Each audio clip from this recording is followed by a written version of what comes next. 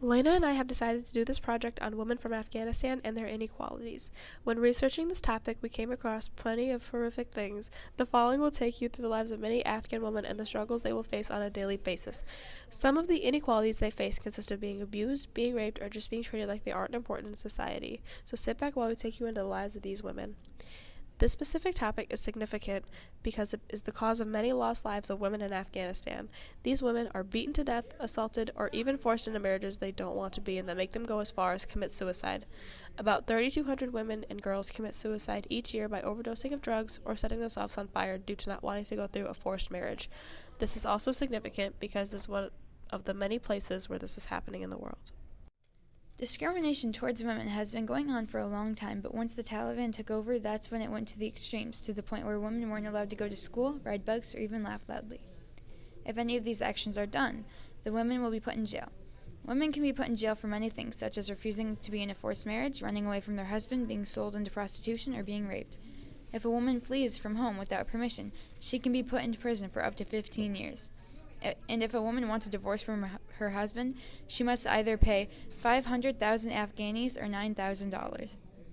If the woman is beaten on a daily basis, she can't just ask for a divorce. Often she will be killed by her family because it will bring shame to their family. She will either be killed or put in prison.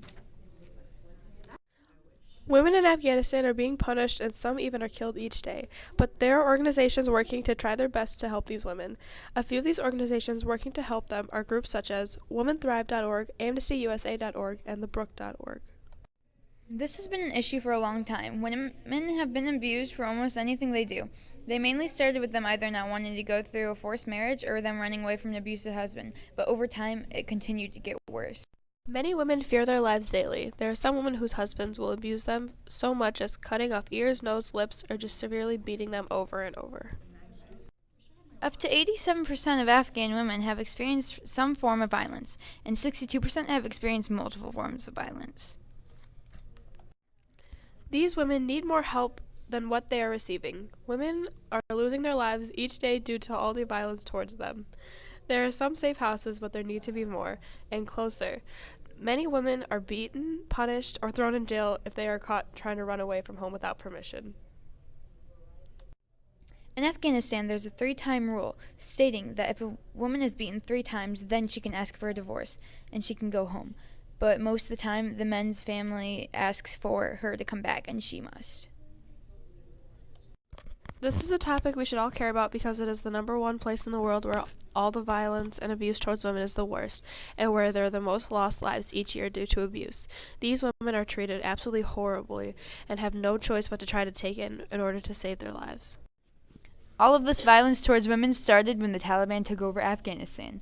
Under the Taliban regime, women and girls were systematically discriminated against and their human rights were violated. Through all of this havoc, though, there has been some modest progress. The number of girls enrolled in primary school and secondary school have gone from 50,000 in 2001 to over 3 million in 2011, while the women enrolled in higher education have gone from 0 to more than 20,000 in the same period. Thank you for listening, and we hope we've risen the awareness about what's going on in Afghanistan and the women's inequalities there.